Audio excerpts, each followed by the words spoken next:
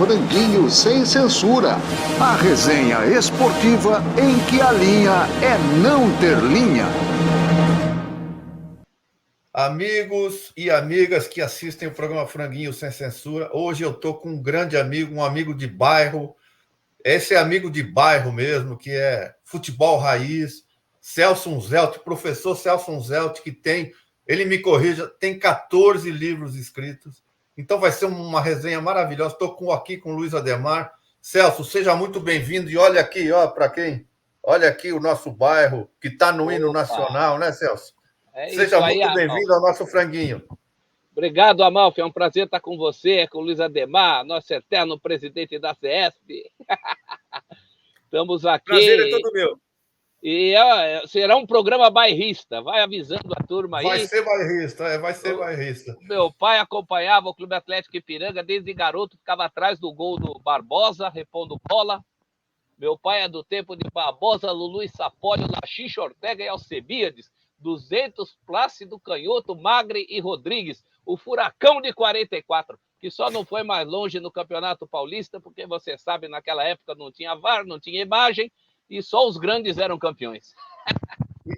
E vocês não sabem da melhor, viu, Ailton? Quem está desfilando pelos campos do Ipiranga e jogando uma pelada absurda é um tal de Aldinei Ribeiro. Nossa, ele está encantando lá no Ipiranga. O jogador cabeça, né? O jogador cabeça. Então, eu vou começar aqui, Celso. Que eu li alguns livros seus aqui, o livro de ouro do futebol, Cássio, a trajetória do maior goleiro da história do Corinthians, 20 jogos eternos do Corinthians. Eu queria começar com uma coisa que, a mim, é muito cara, 82, a Copa para sempre. Muita gente tem uma coisa assim de tristeza, tal. Eu tenho uma coisa, uma lembrança no meu coração, uma coisa muito terna, muito, muito legal, porque eu lembro que as agendas eram marcadas, acho que nunca mais foi assim, antes e depois dos jogos da seleção. Então, eu lembro que eu saía da escola, eu estava estudando na geografia na USP nessa época, voltava correndo, perdia a aula para assistir os jogos do time do Tele. Então, eu não tenho nenhuma frustração. Eu só tenho alegria em lembrar daquele time. Então, eu queria que você escreveu junto com o Long, né? Gustavo Long Carvalho. Eu queria que você falasse dessa Copa, porque eu tenho uma coisa assim um carinho muito grande. Eu não tenho nenhuma frustração com aquilo, é um negócio que me dá um conforto enorme lembrar que eu vivi aquele tempo. É verdade. Acho que todos nós fomos contemporâneos daquela Copa. O Gustavo, que escreveu o livro, por exemplo, comigo, ele nasceu em 77, ele tinha só 5 anos naquela Copa. E mesmo assim tem essa mágica, o mistério da Copa de 82, né? Eu tinha 14, nunca escondi de ninguém que preferia ter sido tetracampeão do mundo aos 14 do que aos 26, em 94, quando eu já trabalhava, inclusive estava fazendo um pôster. Eu trabalhava na revista Quatro Rodas, já tinha saído da Placar, mas continuava fazendo meus freelas de futebol. Então fiz um pôster lá para Multieditora. Era outro momento da vida. Eu queria ser campeão aos 14, né? Você fazia já geografia, eu estava no último ano do ginásio, que na época era o 8º, hoje é o 9º. Estava na 8ª série, estudava aqui no SESI, atrás da Igreja do Sion, SESI 211. Lembro da gente ter pedido para a dona Verinha, diretora, para dispensar a gente para ver Polônia e Itália. E ela não dispensou. Eu confiava no sobrenome italiano da dona Vera Gatto, e ela falou: vocês vão me desculpar, mas para ver jogo da Itália não dá para dispensar. Aí saímos em férias, e o meu sonho era voltar das férias comentando sobre o título do Brasil, né? Com aqueles meus amigos da época, o Sérgio, que era absolutamente fanático por futebol. Infelizmente, isso não foi possível. Eu já tinha visto outras Copas. 74 aos 6 anos, eu não gostava de futebol, tinha uma bronca danada. A professora levou TV em cores lá na escola para a gente ver. Uns moleques grandões invadiram nossa classe, rasgaram os trabalhinhos que estavam expostos. Tive só experiência ruim de 74. 2-0 com Iugoslávia e Escócia. Eu falei: que esporte chato. Já em 78 eu acompanhei todos os jogos, mas em 82 eu estava ali naquela fase, né? Adolescente. E como você falou, aquela seleção do Tele encantava.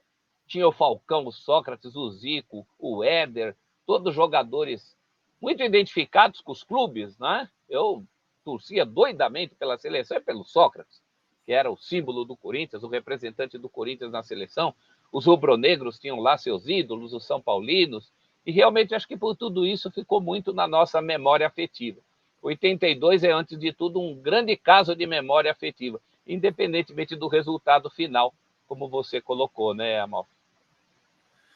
Professor, já que nós estamos falando de um time de 82 que acho que encantou a todos, né? Mesmo sem vencer, venceu porque ficou marcado na história, né? E a gente lembra muito mais do time que não venceu, né? Não foi campeão, mas que marcou aí a história e a trajetória do futebol brasileiro. Fazendo um parâmetro, né? Em 82, por exemplo, a gente tinha Sócrates, Falcão, Zico, craques e mais craques. Hoje Cerezo, a gente fala... Cerezo. Opa, não esqueça do Cerezo. Não, o não peladeiro de todos os tempos. Eu acho que até o Éder, que era um cracaço de bola também, enfim. A gente tinha jogadores de alto nível e que não, até que não foram convocados. Hoje, a gente passando para hoje, a gente tem o Neymar, que já não é craque, faz tempo que ele não está exercendo o que ele sabe. Ele sabe ser craque, mas ele não vem exercendo o direito de ser craque faz tempo. A gente vê uma seleção que vai para a Copa América que a gente fala, ok e tal, mas qual que é o craque do time? Para mim, não tem. Não tem um Zico, não tem um Falcão, um Cerezo, enfim, Sócrates, não tem, para mim, né? Eu queria entender o professor, que é historiador, que conhece, que escreve muitos livros, conhece muito futebol, trabalha com futebol. O que está acontecendo com o futebol brasileiro? A gente vê o futebol inglês, tudo bem que tem poucos ingleses, mas tem os jogadores de seleções do mundo, a gente fala, é um outro futebol. Aquilo que a gente falava do Brasil lá na década de 80, né? Ponte Preta e Guarani faziam um time de uma seleção brasileira e tal. Aí a gente vê o inglês, agora vê a Liga dos Campeões e fala, mas é um outro futebol. Aí a gente traz para o nosso país o brasileiro, a própria Libertadores e tal, a gente fala, meu Deus, que defasagem. Por que aconteceu isso, no seu entendimento? O futebol ficou mais complexo, né, Ademar? Ficou mais negócio, ficou mais físico, tem menos espaço para individualidade, ficou mais esquema tático, ficou mais ocupação de espaço e ficou menos solto, ficou menos fantasia, que sempre foi o nosso forte, né? No Brasil, nós sempre tivemos craques. Eu acho que até a nossa crise de técnicos tem um pouco a ver com isso. A gente passou décadas mandando bola no craque que ele resolvia e quem pensava o jogo era visto como exótico, o professor Pardal, e aí chegou uma hora que acabou a geração de psicólogos e não entrou uma geração de técnicos. Então eu acho que o futebol em si mudou, o futebol ficou menos romântico, menos fácil, menos simples. Não vou dizer fácil, porque nunca foi fácil, mas menos simples. Era um tempo mais simples, né? Era um tempo que você tinha mais espaço para jogar. A própria seleção do Pelé, ela tinha 2 laterais que iam, um meio-campo que ninguém fazia o serviço sujo, e talvez por isso a gente tenha perdido para a Itália. Isso é absolutamente impossível nos dias de hoje. Nos dias de hoje chamam de ponta esses meias que jogam pelo lado. Vocês sabem muito bem o que era um ponta. Os pontas acabaram. O cara que rabisca, que quebrava a linha, como se diz hoje, era comum. Todo mundo tinha pelo menos 1 ou 2 fazendo a festa de gente que eu acho que hoje nem poderia jogar futebol, como o Dadá Maravilha, por exemplo. Dadá Maravilha hoje iam pedir dele coisas, recomposição, essas coisas todas que não caberiam um personagem fantástico como aquele. Então, acho que tem muito disso. O futebol hoje está muito menos individual, muito mais coletivo. Você falou do Neymar, e eu tenho sérias ressalvas, principalmente a maneira como o Neymar conduziu a sua carreira como ídolo, mas eu sempre o absolvo no sentido de que ele é o mais solitário craque da história do futebol brasileiro. Nunca ninguém foi tão solitário quanto o Neymar. O Pelé era o maior de todos, mas veja que, junto com ele, havia gente do calibre de um Rivelino, de um Gerson, da geração anterior de um Didi, só para ficar em alguns nomes, Tostão, e o Neymar nunca teve isso, né? Então os craques estão realmente mais raros. Eu acho que esse abismo em relação ao futebol europeu, principalmente, é um abismo econômico. Se você pegar recentemente o trio que fez sucesso no Barcelona, recentemente para os nossos padrões, né? Pega o trio MSN, Messi, Suárez e Neymar, um era argentino, outro era brasileiro, o outro era uruguaio. Então, o que levou os caras para lá foi o dinheiro, a força da grana que ergue e destrói coisas belas, como diria o Caetano Veloso. Né? Não acho que a gente seja inferior a ninguém. Acontece que o mundo mudou. Se fosse hoje, o Pelé ou o Garrincha não jogariam aqui 3 anos. Aliás, não jogariam tempo nenhum. Basta dizer que o Endrick já se despediu do Palmeiras assim que completa a maioridade. Acho que mudou o mundo. Infelizmente, mudou o mundo e, nesse contexto, não dá para o Brasil ser uma ilha de excelência se ele não é uma ilha de excelência em outros setores, como a economia. Né? E somos vítimas disso, dessa globalização. Impressionante a respeito da seleção, que eu estava agora, né? A gente estava se preparando e eu estava assistindo os programas de esporte. A seleção se apresentou, gente, se apresentou em Miami e eu não sabia disso. Eu sabia porque tinha que acompanhar. Agora, você pega, antigamente, qualquer amistoso da seleção brasileira parava o país à tarde. Hoje, o que para o país à tarde é jogo da Champions League. Exatamente. E outra coisa, né, Celso?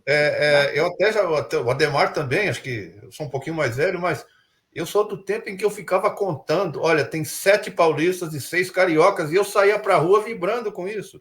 Né? Ou os jogadores do seu time. Hoje a torcida... O torcedor não quer que vá jogador, porque atrapalha o calendário. Pergunta para um rubro-negro a bronca que ele tem dessa Copa América e especificamente da seleção do Uruguai. O que vai fazer com o Flamengo? Eu vi ontem no jogo do São Paulo, né? Que o São Paulo perdeu o Rafael, que vai para coisa. O São Paulino vibrando e que o Arboleda não foi convocado, cara. Pô, pelo menos a gente. O Arboleda não foi. E o corintiano preocupado com a ausência do Félix Torres. Meu Deus, Olha como estamos. Então, falando nisso, mais um livro seu, o do Cássio, né? Que é a trajetória do maior goleiro. Eu acho que ele não foi o melhor, na minha opinião. O Dida, tecnicamente, é melhor. Por isso que está maior. Exatamente. Como o Corinthians, eu já ouvi comentários seus muito legais, como o Corinthians trata seus ídolos. Aconteceu com o Tevez, aconteceu com o Edilson, como a gente põe, eu sou corintiano, como a gente põe... O próprio Ronaldo, né? Ronaldo saiu meio esquisito como nós corintianos colocamos nossos ídolos, Marcelinho, o Rivelino, como nós colocamos os nossos ídolos pela porta dos fundos, né? Queria que você falasse um pouquinho do Cássio e dessa tendência nossa de botar os ídolos pela porta dos fundos. De onde vem isso? É muito sanguíneo? O que é? Ou é burrice mesmo? É histórico. Eu tenho uma definição que até os corintianos não gostam. Dizem que com isso a gente denigre a imagem do clube, né? Eu não denigro a imagem de ninguém, nunca dei desfalque. Os caras que dão desfalque no clube, aí ninguém fala nada, né? Mas eu tenho uma definição que o Corinthians é o clube da mágoa. Isso vem lá de quando eu fiz o filme do Centenário, ainda em 2009, para sair em 2010. Eu entrevistei vários jogadores de todos os tempos. Eu fiz quase todas as entrevistas, só não fiz com o presidente Lula, porque aquela veio direto do Palácio. Mas fiz entrevistas com as personalidades e muitos jogadores, e eu percebia essa questão da mágoa. Isso começa lá nos anos 10, o Amílcar Barbuí, primeiro jogador a vestir a camisa da seleção brasileira, ele sai magoado porque tiraram do pai dele o direito de vendas de bebidas no antigo estádio do Corinthians, ainda, na verdade, na antiga sede social. E aí ele deixa o futebol e, num segundo momento, ele volta para atuar justamente pelo Palestra Itália. Eu acho que foi a primeira de todas as mágoas. Os motivos são diversos, e muita gente diz que, nesse caso do Cássio, a diretoria teve até menos culpa do que em outros. Mas o certo é que essa história se repete. Eu acho que é um clube, antes de tudo, e isso é uma verdade, o clube é maior, a instituição será sempre maior do que qualquer um de carne e osso que passe, mas o Corinthians tem aquele amor de supermãe, né? A galinhona, que pode até matar, pode sufocar. Se o cara não entender direito aquilo lá, ele nem precisa ser craque, mas ele tem que entender e respeitar. E geralmente os jogadores eles entram para o panteão dos corintianos de todos os tempos sempre depois que encerram a carreira. É muito raro alguém que durante a carreira tenha permanecido como ídolo do Corinthians. Você vai ter que retroagir lá pelo velho Neco, que inclusive foi um cara que fez todos os méritos, mas teve a sua imagem muito alçada em função da diminuição do Amilcar Barbouri por causa daquela saída. Quando eu fiz o filme do Centenário, entrevistei o Vladimir e ele chorava, ele chorou no filme, contando que na volta dele, quando o Dualib, que era diretor de futebol, o Roberto Páscoa tinha derrotado a democracia corintiana, eles queriam limpar todos os homens da democracia corintiana. O Vladimir era proibido de ir ao clube receber seu salário. Mandavam o dinheiro na casa dele para que ele não fosse ao clube. Então, são pequenas coisas que magoam, pequenas para a gente, né? As pessoas têm lá suas mágoas. O Cássio também teve as suas, teve inclusive sua família ameaçada. É amor de supermãe, amor que pode matar, pode sufocar, pode passar do ponto. E nesse caso específico do Cássio, eu acho que faltou uma preparação da diretoria. A diretoria devia ter se antecipado aos problemas. Na reta final, a coisa até, pelo menos do ponto de vista externo, ficou bem parada. O Cássio não jogou pedra em ninguém, ninguém jogou pedra no Cássio, mas a gente notou uma despedida bem mais fria do que, por exemplo, essa que o Paulinho teve, né? Professor, em relação ao Corinthians ainda, é possível a gente falar que o estádio do Corinthians, um sonho do corintiano? Eu lembro quando ainda era CT, eu era setorista do Corinthians, ia lá no CT, os caras às vezes treinavam em Itaquera e tal, que a casa do corintiano transformou no tormento do Corinthians com tanta dívida e essa defasagem, principalmente no aspecto financeiro, para Palmeiras e Flamengo que estão aí disparando, porque está com a casa em ordem, o Corinthians tem tanta dívida, inclusive a do estádio, e o estádio foi mais prejudicial do que um benefício para o corintiano, ou não? Eu acho que também, mas não foi só isso, né? A grande questão é que o Corinthians sempre foi administrado de uma maneira aquém da que ele merece. O futebol brasileiro, em geral, é assim, os grandes clubes são assim, mas o Corinthians é demais. Mesmo os grandes dirigentes corintianos de todos os tempos fazem muito e deixam de fazer mais ainda, pelo potencial que tem. O estádio para o Corinthians é um caso à parte. A primeira vez que eu fui ao Parque São Jorge na minha vida, eu tinha 10 anos de idade, fui levado junto com meu irmão, pelo meu pai, para ver uma maquete que seria apresentada por Vicente Mateus para Ernesto Geisel e João Figueiredo, o que estava saindo e o que estava chegando, em novembro de 78, numa tarde de sexta-feira. Lotamos o ginásio de esportes para ver uma maquete, para aplaudir uma maquete. Então, era um velho sonho. Eu acho que, numa certa medida, o Corinthians foi vítima desse sonho, né? Não tanto da grandeza, porque um estádio desse tamanho, eu acho que o Corinthians precisava era de um estádio maior. Aquela maquete que eu vi em 78 era para 200 mil pessoas. Era para ser o maior estádio particular do mundo. Mas nisso também o futebol mudou, né? O público em estádio passou a ser menos importante do que era. Então, eu acho que o Corinthians foi vítima, não do gigantismo, porque o estádio também não é muito em capacidade, mas, assim, não, a questão dos materiais que foram usados, a maneira como foi financiado, a comparação com outros planos. Ninguém me tira da cabeça que o lugar do Corinthians era o Pacaembu. Isso seria bom para o Corinthians, para o Pacaembu, para o município de São Paulo. Só que aí você sabe como é, né? No Pacaembu não se superfatura nada, né? Vamos falar o português claro aqui? Não se ganha tanto quanto se ganha com o estádio novo. Então, acho que o estádio realmente é um peso financeiro, mas a questão não se resume a isso, não. Se resume a uma má administração de vai para quanto? 114 anos. É um programa bairrista e alvinegro, né? Porque nós estamos falando de dois alvinegros, né? Eu concordo plenamente com você e que o Corinthians jamais teria que ter abandonado o Pacaembu. Jamais, jamais. E, para não dizer que a gente só fala mal, eu queria falar que o Corinthians fez uma grande coisa em relação ao Wlamir Marques, né? Uma homenagem em vida. Eu vi o final da carreira do Wlamir. Eu acho que uma questão polêmica, o Vlamir jogou mais do que o Oscar Schmidt. O Oscar Schmidt, para mim, era um fazedor de cesta, um grande fazedor de cesta, e o Vlamir era um jogador de basquete. Então, para não dizer que a gente só fala mal, parabéns a quem teve essa ideia, né? A camisa do Vlamir está lá, a camisa 5 do Vlamir está lá, imortalizada no ginásio do Parque São Jorge.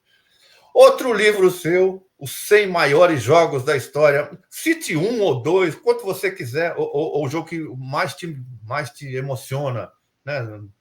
Um ou dois da história do Corinthians, já que nós estamos um alvinegro do Ipiranga e da Penha, ou Tatuapé, né? Há controvérsias ali, vale para os dois, né? Mas bom, eu sou filho de 77, né? Como eu falei, eu não gostava de futebol, apesar do meu pai ser absolutamente maluco por futebol até hoje, graças a Deus, o seu Dario vai fazer 95 anos em novembro. E no dia que o Corinthians, enfim, fez um gol nesse campeonato brasileiro contra o Fluminense, nós estávamos vendo o jogo ali de mãos dadas, ele olhou para mim e falou assim, enfim, posso voltar a dormir sossegado. Então você vê a força que o futebol tem, né? Uma pessoa de 95 anos ainda tem essa preocupação. Mas eu tinha uma certa distância com o futebol, não gostava, roubava meu pai no fim de semana, começava de dia, quando acabava já era de noite. Isso para uma criança era demais, né? Era pesado. Eu gostava era de história em quadrinhos, gostava de ler. Mas no ano de 77, eu tinha 9 anos, era absolutamente impossível para uma criança se socializar com outros meninos sem gostar de futebol, né? E aí eu passei a acompanhar aquele campeonato de 77, caiu nas minhas mãos o manual do Zé Carioca, que eu peguei mais por causa do Zé Carioca do que por causa do tema, que é futebol. E aí passei a gostar muito, principalmente da parte teórica do futebol, porque na prática nunca fui grande coisa, apesar de depois ter me tornado um razoável goleiro, do tempo em que goleiro não precisava sair com o pé. E aí 77 foi marcante, então não há outro jogo a não ser aquele 1-0, gol do Basílio, isso para um corintiano da minha geração, é o ápice. E já que você falou para citar um outro, eu daria um salto no tempo para 2012, quando aconteceu o 77 do meu filho, Daniel, né? Nós estávamos no tobogã do Pacaembu, vendo a final com o Boca, não só a final com o Boca, vimos o dia do gol do Paulinho contra o Vasco, vimos o jogo com o Emelec, mas aquela final contra o Boca, eu me vi no meu filho. Daniel hoje vai fazer 20 anos. Naquela época, ele estava com 8.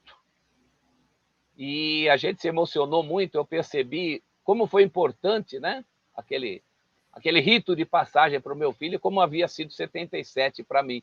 No livro dos 20 maiores jogos da história do Corinthians, eu escrevi esse livro com alguns personagens, né? Tem um avô, um pai e um filho. E esses 2 jogos estão presentes lá, com esses personagens, uma coisa meio autobiográfica. Coloquei experiências que eu ouvia de outras pessoas. E é um livro que eu me orgulho muito, porque ele é diferente, né? Os outros livros são muito estatísticos.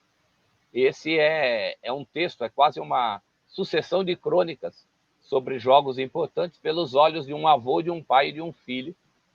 Então, acho que são jogos marcantes. As pessoas hoje em dia costumam dar valor aos fatos. Mas é mundial, é paulistinha. Eu não tenho essa ótica, sabe? Eu acho que em 77 o Corinthians foi campeão do mundo, porque era o nosso mundo. O nosso mundo era aquilo lá. Não tinha celular, não tinha globalização. Qualquer um que viajasse para o litoral, a gente falava que estava indo para Santos. Poucos tinham carros. Então, o nosso mundo era aquele. Fomos campeões do nosso mundo. E já que estamos falando em campeão do mundo, qual que é o historiador, o conhecedor, então, qual que é a opinião do professor a respeito do campeonato do mundo do Palmeiras, de 51? Se ele é campeão em 51, se o Fluminense é campeão em 52, se o São Paulo foi campeão em 54, enfim. Qual que é a sua análise? O Palmeiras é campeão do mundo em 51? Não, não é não. É campeão de uma grande competição internacional, e essa é uma confusão que se faz, né? Porque todo mundo que quer dizer que o Palmeiras não foi campeão do mundo vai falar que a Copa Rio foi um torneiozinho. Também não foi isso, não. Foi um torneio importante. No ano seguinte da derrota do Brasil na Copa do Mundo, um torneio internacional de um peso que não tinha sido feito no mundo inteiro, né? Reunir aqueles países, aqueles clubes daqueles países com aquela importância, embora nem todos fossem campeões de seus países, mas foi um torneio muito importante. Só que quem dá essa chancela é a FIFA. E eu não sou a favor de reconhecimentos retroativos. Nem mesmo o que fizeram aí com o Campeonato Brasileiro em relação à Taça Brasil, a Robertão. Eu respeito como jornalista e eu tenho que trabalhar com os fatos. Assim como a FIFA oficializa, por exemplo, o Mundial de 2000, que muita gente também contesta. Os fatos são os fatos. Mas eu acho que a história fica mais bem contada quando você conta uma evolução e não tenta fazer o que em história se chama anacronismo, né? Que é enxergar com os olhos de um tempo um outro tempo. Para resumir essa questão, eu sempre falo que não é porque hoje a gente é uma república que você vai chamar Dom Pedro de presidente. Dom Pedro era um negócio chamado imperador, que inclusive mandava mais do que o presidente. Então não é porque hoje é brasileiro que você vai chamar Taça Brasil de brasileiro. Taça Brasil era muito importante, dava a vaga para a Libertadores da América, e por isso foi criada. A Copa Rio era muito importante, mas não era mundial. E tem muito dirigente aí, né, Celso, que tem o poder moderador, né? Tá cheio de dirigentes. Tá cheio. Moderador Celso, é o seguinte, nós já estamos... Uma pena, né? Mas nós vamos continuar mais um pouquinho. Eu adoro uma lista, né? Eu escalei o meu Corinthians todos os tempos, e com Dida, Zé Maria, Gamarra, Amaral e Vladimir, Rincon, Sócrates e Rivelino, Marcelinho, Ronaldo e Palhinha. Com Palhinha brigaram comigo dizendo que tinha que ser o Tevez. Então, esse é o meu time. E o seu? O Tevez, primeiro, o Tevez era o Palhinha dos anos 2000. Era aquele cara que sabia jogar e era raçudo. Então, isso aí cai no gosto da torcida do Corinthians, né? O Luizinho, o pequeno polegar, também era assim. Você tem o cara que é raçudo, mas a técnica não ajuda muito. Tem o cara que tem técnica, mas é meio preguiçoso. Tevez e Palhinha são dois ícones dessa mistura de raça e técnica, né? Esse Corinthians de todos os tempos, eu avanço um pouquinho, vou para além do que eu vi. Por exemplo, eu coloco o Domingos da Guia fazendo dupla com o Gamarra. O Zé Maria, claro. Aí mudou muito a posição, né? Muita gente defende o Fagner. E eu falo, olha, se for para ser um lateral como se exige hoje, né? Porque o Zé Maria era, antes de tudo, um marcador de ponta. Tinha um ponta esquerda enchendo o saco lá do outro lado, né? O Edu, o Ney, sempre tinha um. Então precisava o back direito. A gente chamava até de back direito e back esquerdo, né? Então é uma outra posição. Mas Zé Maria é um símbolo. Eu acho que o Cássio, nem tanto pela técnica, você citou o Dida e o Gilmar dos Santos Neves foi melhor que o Cássio. O velho Tufi dos anos 30, pelos relatos, também teria sido um goleiro melhor que o Cássio. Mas o Cássio foi muito importante nos momentos de títulos maiores da história do clube, né? Então, não é sempre que um jogador mais atual me convence, mas o Cássio me convenceu. Eu boto o Cássio, Zé Maria, Domingos da Guia, Gamarra e Vladimir. Vladimir, acho que é quase uma unanimidade para todo mundo. O velho Roberto... dúvidas, viu, professor? Eu tenho minhas dúvidas que o Jacenir foi campeão brasileiro, hein? Mas até aí foi campeão brasileiro e ponto, né? Merece todo o respeito, mas ali é o Vladimir, né? Aí eu ponho o Roberto Belangeiro, dependendo do dia da semana, escala o Rincon mesmo, porque o que a gente viu do Rincon não foi pouco. No meio você tem que botar mais gente, né? Sócrates, Luizinho. O Rivelino eu jogo na ponta esquerda. E aí sobra um lugar na ponta direita para o maior artilheiro, que é o Cláudio Cristóvão de Pinho, com o Marcelinho como opção, mas eu ainda coloco o Cláudio. E centroavante, o Corinthians sempre teve muito centroavante bom. O Ronaldo teve uma passagem importante, mas o Corinthians teve o velho Teleco, que fez mais gol do que jogo. O cara tem mais gol do que jogo. Isso aí é muito raro no futebol. E tem o Baltazar, cabecinha de ouro também, né? Normalmente eu escalo o Baltazar. Professor, a minha parte queria falar o seguinte, em relação ao futebol feminino, né? tivemos avanços significativos, vai ter a Copa do Mundo agora aqui no Brasil, né? Mas assim, eu vejo ainda com o futebol feminino ainda engatinhando. Você tem o Corinthians, que é o timaço, a Ferroviária, que para mim é que né, tem a história, a tradição e começou para mim também. Você tem alguns bons times, mas ainda você tem jogos muito ruins. Eu transmito alguns, não quero nem ficar entrando muito em detalhes, que vão me detonar. Mas você tem jogos muito ruins, níveis muito ruins ainda, porque às vezes tem uma exigência que os clubes não comportam ainda, até para fazer peneira e tal. Às vezes pega algum clube para juntar com um grande e tal, enfim, aquelas coisas todas. Qual é a sua análise sobre o futebol feminino? Nós estamos engatinhando, evidentemente já melhoramos muito, ou vai ficar muito aquém ainda do que a gente pensa que do que nós somos, né?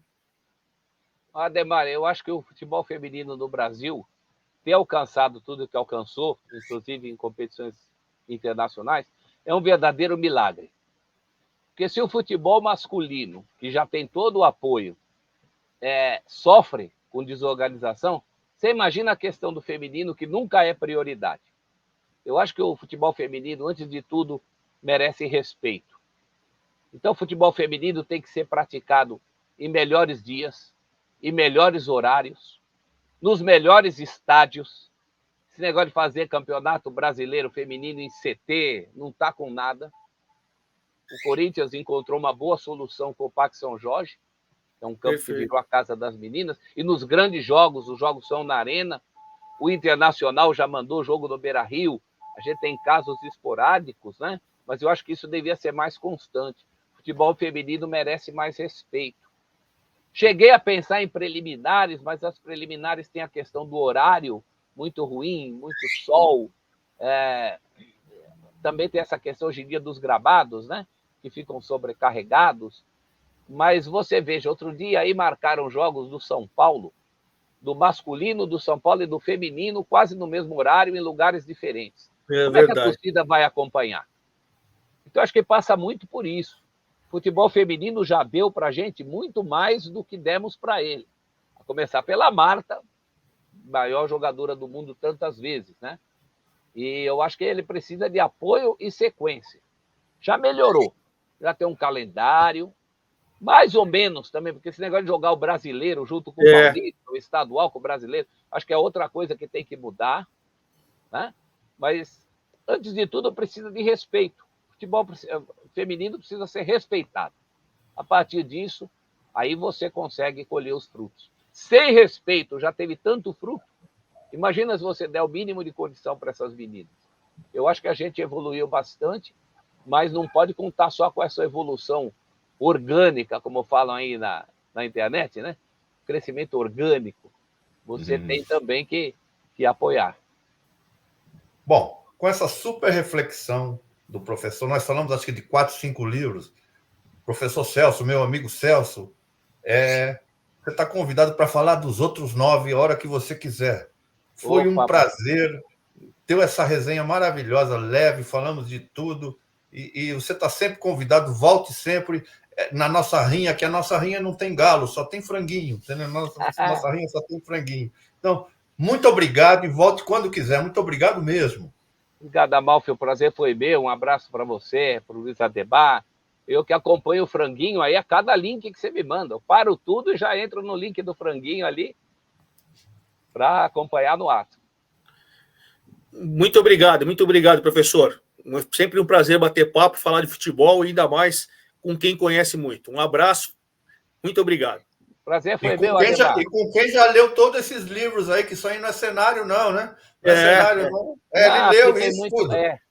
Aqui tem muita coisa até que não é livro. Essas caixas amarelas aqui, isso aqui é a coleção do jornal Lance. Eu tenho todos eles, desde o primeiro até o último, quando acabou na pandemia. Eu sou do tempo do papel, né? Para mim, se não está no papel, não existe. Então tá. Parabéns, meu amigo. Parabéns e muito obrigado. Eu que agradeço. Um abração para vocês. Um abraço, fica com Deus. Ademar. Franguinho sem censura. A resenha esportiva em que a linha é não ter linha.